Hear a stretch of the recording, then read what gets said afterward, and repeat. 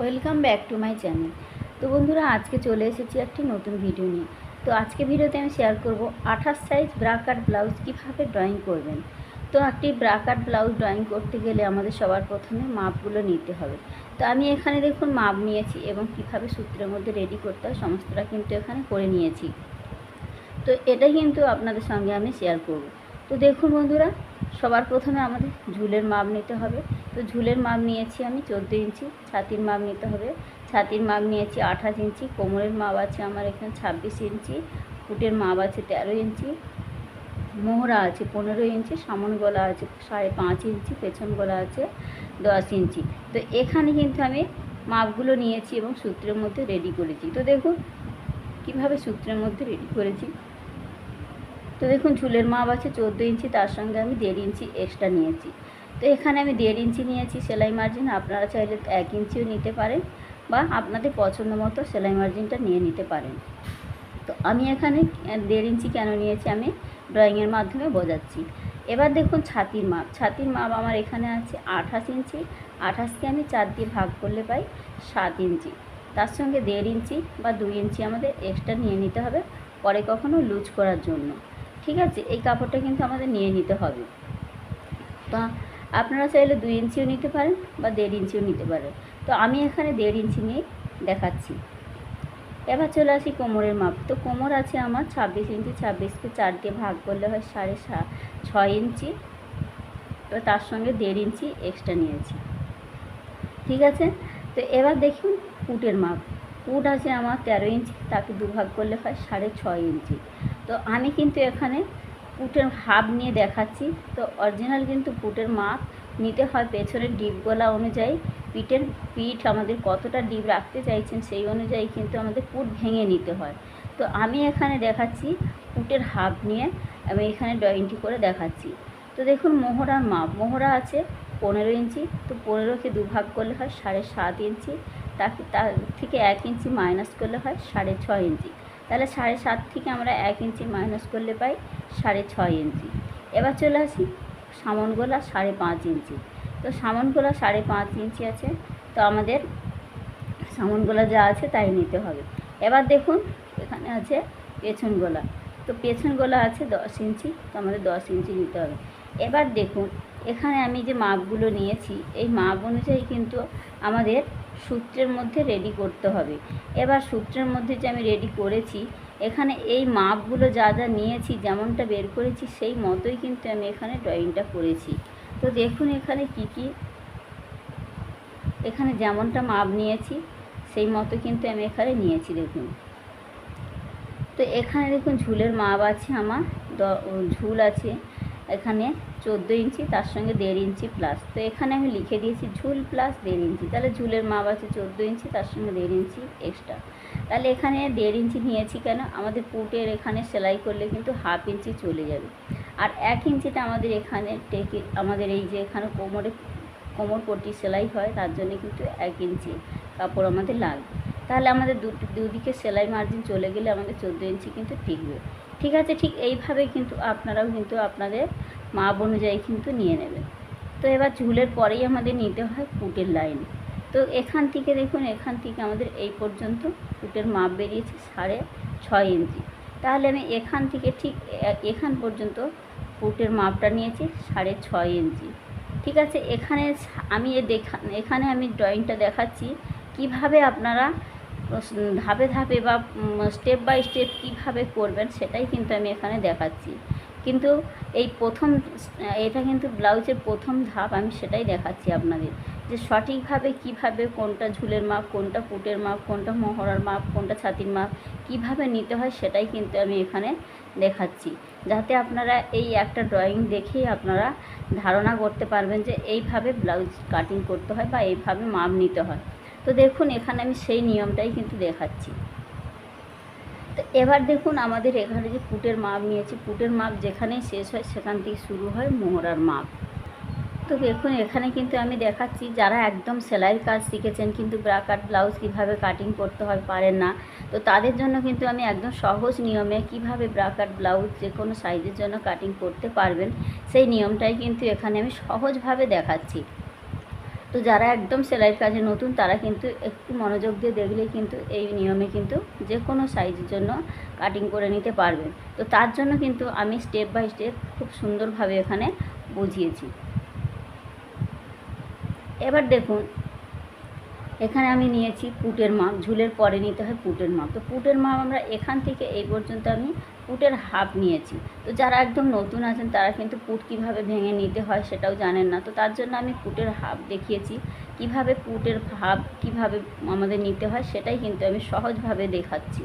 তো এইভাবে আপনারা দুই একটা কাটিং করতে করতে কিন্তু যে কোনো সাইজের জন্য আপনাদের একটা ধারণা আসবে যে এটা এইভাবে করতে হয় ব্লাউজটি। ঠিক এই নিয়মে কাটিং করলে আমাদের যে কোনো সাইজের জন্য আমরা কাটিং করতে পারবো। তো সেই ধারণাটার জন্যই কিন্তু আমি এখানে খুব সহজভাবে দেখাচ্ছি। এবার দেখুন পুটের মাপ নিতে হবে। এখান থেকে এই পর্যন্ত আমাদের 6.5 ইঞ্চি হয়েছে, তো 6.5 ইঞ্চি আমি নিয়েছি।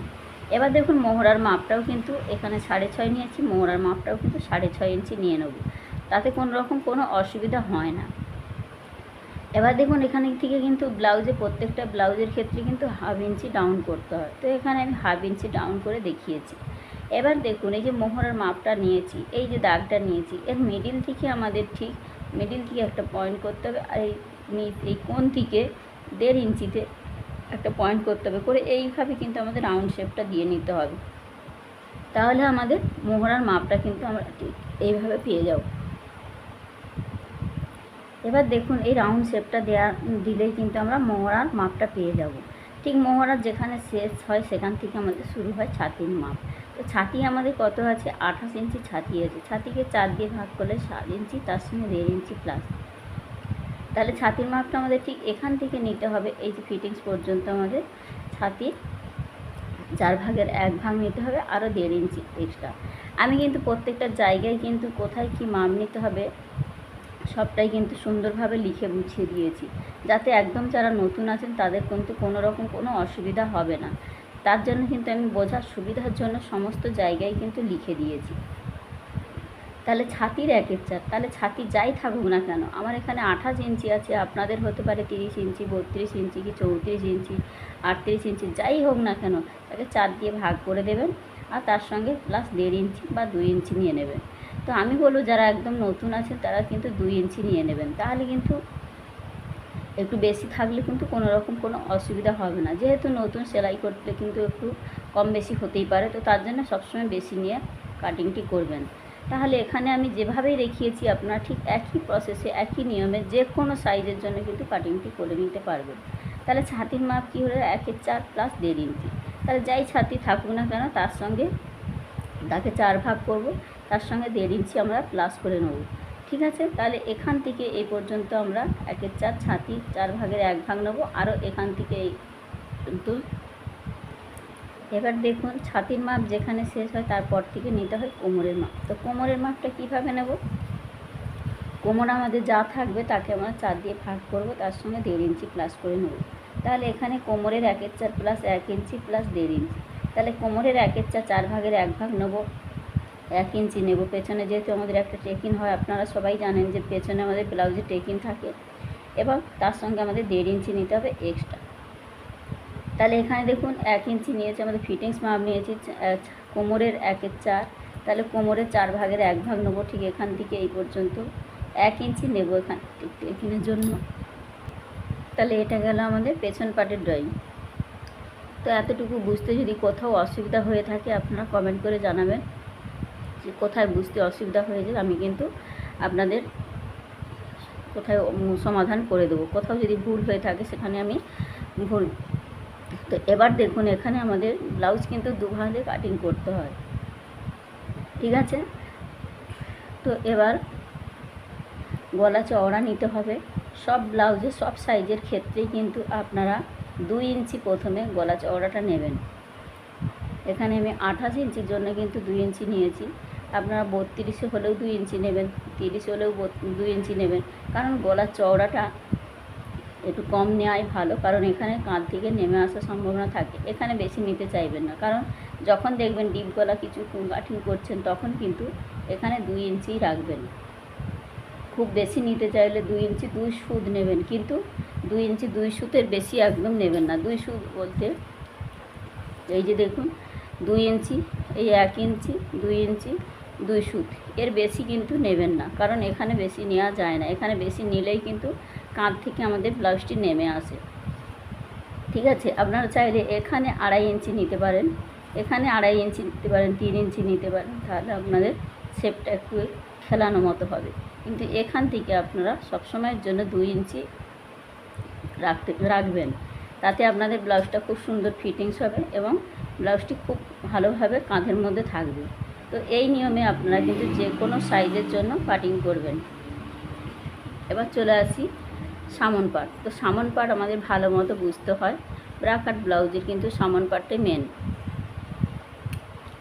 এবার দেখুন আমাদের সামন পার্টের জন্য আমাদের পেছন পার্টের ঝুলের মাপ যা নিয়েছি তার থেকে কিন্তু আমরা একটু কাপড় বেশি নেব, কারণ এখানে আমাদের সমস্ত পার্ট কিন্তু আমি যে নিয়মটা দেখাচ্ছি এই নিয়মে কাটিং করলে কিন্তু আপনাদের সমস্ত অংশগুলো কিন্তু খাপের অংশগুলো একসাথে বেরোবে। তার জন্য আমাদের কি করতে হবে, আমাদের কাপড়ের একটু বেশি লাগবে। এই নিয়মে কাটিং করলে কিন্তু কাপড় একটু বেশি লাগবে, কিন্তু একসঙ্গে সমস্ত পার্ট আমরা বের করে নিতে পারবো এবং খুব সহজ নিয়মে। এবার দেখুন সবার প্রথমে আমাদের নিতে হবে 2 ইঞ্চি বেশি নিতে হবে সাইড থেকে। এই দেখুন সাইড থেকে 2 ইঞ্চি আমি বেশি লিখে দিয়েছি। ঠিক এই যে 2 ইঞ্চি কাপড়টা যে নিয়েছি এটা হুপ আর হুপের ঘরের জন্য। এরপর থেকে কিন্তু আমাদের সমস্ত মাপগুলো নিতে হবে। তো দেখুন ঝুলের মাপ আমাদের এখান থেকে আমাদের নিয়ে নেব একটু। এখানে আমাদের ঝুল ছিল 14 ইঞ্চি, তার সঙ্গে 1.5 ইঞ্চি বেশি নিয়েছি। এখানে চাইলে আমরা 4 ইঞ্চি 5 ইঞ্চিও নিতে পারি। ঠিক আছে, একটু বেশি নিয়ে নেব। আমাদের বেশি নিলে কোনো রকম অসুবিধা হবে না। তো আমরা যখন কাটিং করার পরে আমাদের বাদ বাকিটা আমাদের কেটে বাদ যাবে। ঠিক আছে, তো এখানে দেখুন 2 ইঞ্চির পর থেকে আমাদের নিতে হবে সমস্ত মাপগুলো। তাহলে ঝুলের পর থেকে আমাদের নিতে হবে পুটের মাপ। তো এখান থেকে পুটের মাপ আমাদের পেছনের গলার যা নিয়েছি, পেছন সাইডে যা নিয়েছি এখানেও কিন্তু সেম নিতে হবে। তাহলে পুটের মাপ নিয়েছি 6.5 ইঞ্চি, মোহরার মাপও যা পেয়েছি তাই নিতে হবে 6.5 ইঞ্চি। এবং এখানে আমাদের যে বগলের যে রাউন্ডটা হবে সামন পাটের জন্য কিন্তু সবসময়ের জন্য 1 ইঞ্চিতে আমাদের শেপটা দিতে হয়। ঠিক আছে, এই যে মোহরা লাইনটা আছে এই মোহরা লাইনের ঠিক মিডিল থেকে আমাদের আর এই কোণ থেকে 1 ইঞ্চি নিয়ে আমাদের এইভাবে রাউন্ড শেপটা দিতে হবে ঠিক ফিটিংস লাইন পর্যন্ত। ঠিক আছে, তো এইভাবে কিন্তু আমাদের মোহরা শেপটা দিতে হয়। এবার দেখুন চলে আসি আমরা ছাতির লাইন। মোহরার পরেই শুরু হয় ছাতির মাপ। তো এখান থেকে আমাদের ছাতির মাপ নিতে হবে, ছাতির 4 ভাগের 1 ভাগ। 28 ইঞ্চি ছাতি আছে, ছাতিকে 4 ভাগ করলে হয় 7 ইঞ্চি। তাহলে এখান থেকে এইটুকুর মাপ আমাদের 7 ইঞ্চি, আরও এক্সট্রা আমাদের 1.5 ইঞ্চি পরে কখনো লুজ করার জন্য। তো আমি এখানে কিন্তু লিখে দিয়েছি দেখুন ছাতির 1/4 প্লাস 1.5 ইঞ্চি। তাহলে ছাতির 4 ভাগের 1 ভাগ নিতে হবে, আরও 1.5 ইঞ্চি আমাদের এক্সট্রা নিতে হবে, পরে কখনো লুজ করার জন্য এই কাপড়টি লাগবে। ঠিক আছে, এবার চলে আসি আমরা কোমরের অংশে। তো কোমরের অংশে দেখুন আমাদের এখান থেকে কিন্তু সমস্ত খাপের অংশগুলো বের করতে হবে। তাহলে আমাদের কোমরের অংশে আমাদের সবার প্রথমে কিন্তু বেল্ট পার্টটি আমরা কাটিং করব। তো বেল্টের পার্ট কাটিং করতে গেলে আমাদের এই সাইড থেকে আমরা দেখুন এই দিকে যে আমাদের গলার সাইড, ঠিক এই গলার সাইড থেকে আমাদের নিতে হবে 5 ইঞ্চি। আপনারা চাইলে 5 ইঞ্চি নিতে পারেন বা 4 ইঞ্চি নিতে পারেন। তো এই সাইডে যা মাপ নেব এই সাইডে কিন্তু তার থেকে 1/2 ইঞ্চি বা 1 ইঞ্চি কমিয়ে নিতে হবে।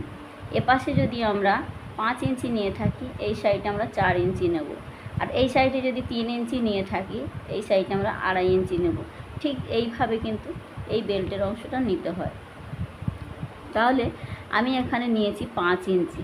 এখানে 5 ইঞ্চি নিয়েছি এই কারণে যে আমাদের কিন্তু সামনের পাটে আর আলাদাভাবে পটি লাগাবো না, কারণ এই একটু বেশি কাপড় নিলে কিন্তু আমাদের এটাতেই কিন্তু পটির কাপড় হয়ে যাবে।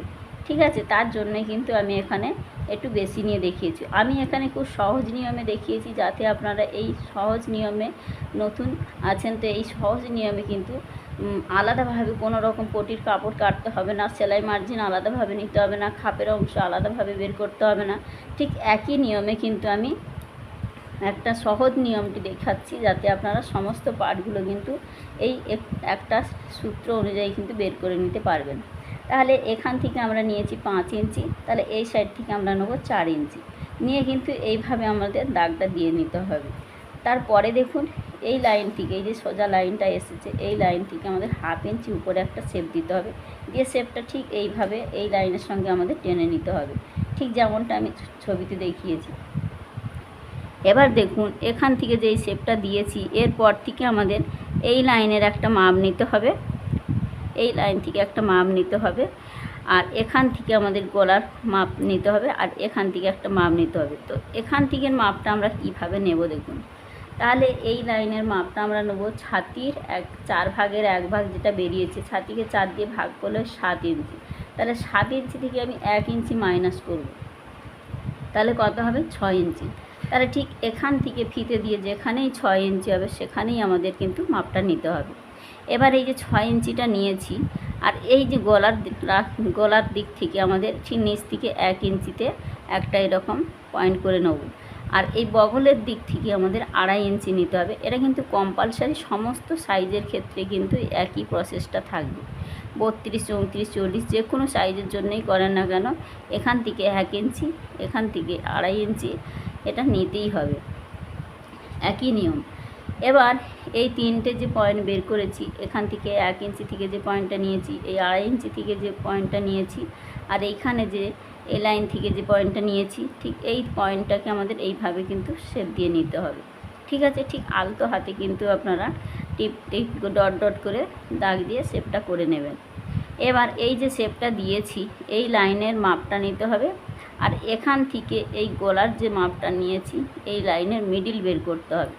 এই যে দাগটা দিয়েছি এই লাইনের মিডিলটা আমাদের বের করতে হবে। দেখুন কিভাবে ঠিক আমরা ফিতেটাকে বসাবো,